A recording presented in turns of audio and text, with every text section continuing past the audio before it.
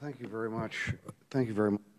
And, as Chairman of the Oversight and Investigation Subcommittee of Foreign Affairs, I appreciate you taking the lead and making sure that we are getting in deep into an issue that's important to the American people.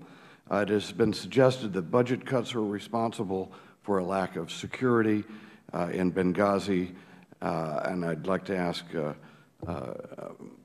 Ms. Lamb, you made this decision personally. Was there any budget consideration and lack of budget which led you not to increase the number of people in the security force there? No, sir. Okay, that's all I need. Thank you very much. Okay, so it wasn't a lack of money, as we've heard by some people trying to suggest that. Was it a lack of intelligence? Was this a failure of intelligence, or was it a lack of competence? Or is this just something that will happen? No matter how we try, how competent we are, we're going to lose lives like this. Sir, this was an unprecedented attack in size and ferocity, as the words of RSO Eric Nordstrom. And as long as we have the need to be outside of the wire in these volatile countries, okay, we can't. Okay, well, let me just note that I do not believe that that's the case, but I think that you honestly believe that. There are other factors involved here that make us vulnerable or not vulnerable to these type of evil forces that are in the world.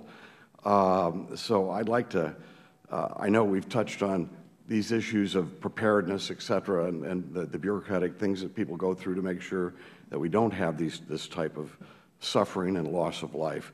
But I'd like to focus on not the bureaucratic planning and what could have been done and not done. I'd like to focus on one other area. We heard from one of our colleagues a list of names of those who killed during the Reagan administration who were killed by terrorists. I worked in the Reagan administration, and I can tell you, not once, when all of these Americans were being killed by terrorists, did the administration in any way try to excuse or in any way these murderous attacks as some sort of spontaneous outrage due to something that the administration had done or an American citizen had done. Big difference. We're talking about a mindset that may encourage evil forces in the world to kill Americans. This administration has been bowing and scraping to try to prove its sincerity and friendship-seeking to the Islamic world since day one. It has projected not strength, but weakness, and has demoralized our friends and emboldened our enemies, which perhaps had something to do with people who took a long time to plan out this kind of attack. This mindset might be seen in a psychological minimizing of the threat of radical Islam in general, and maybe even specific situations. This mindset might also be seen in situations like this when we're trying to describe and come to the realization of what happened in a horrific terrorist attack on our people.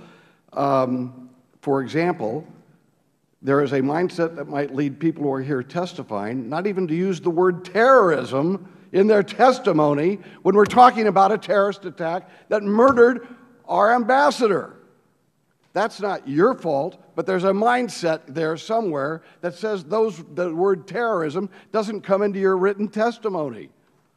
I would also suggest that we need that mindset maybe when people jump to the conclusion, because it's an easy conclusion, to blame a filmmaker and let terrorists off the hook for responsibility of these terrorist acts.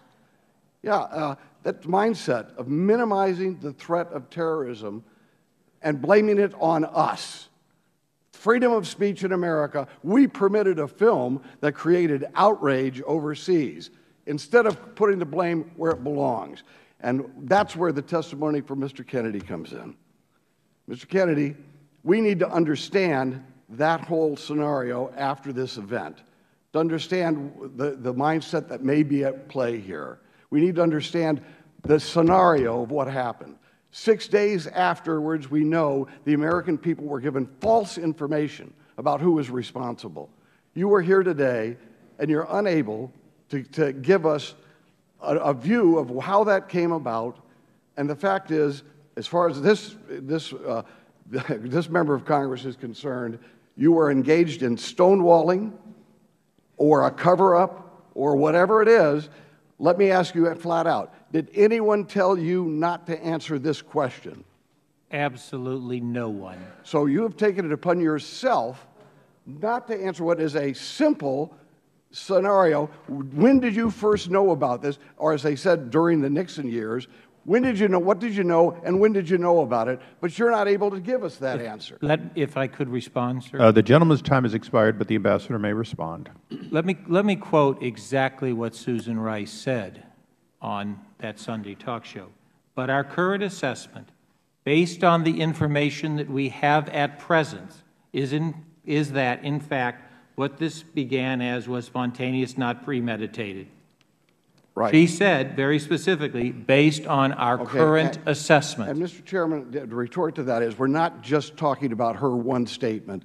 This is, if you notice, this innuendo and this blame for the time immediately after was what we all heard about it. It was the film. How many times didn't the Secretary of State use the word the film? So it's not just one speech that you're talking about, which you may or may not be correct. This is something that we need to get to the heart of the matter. Thank you, Mr. Chairman.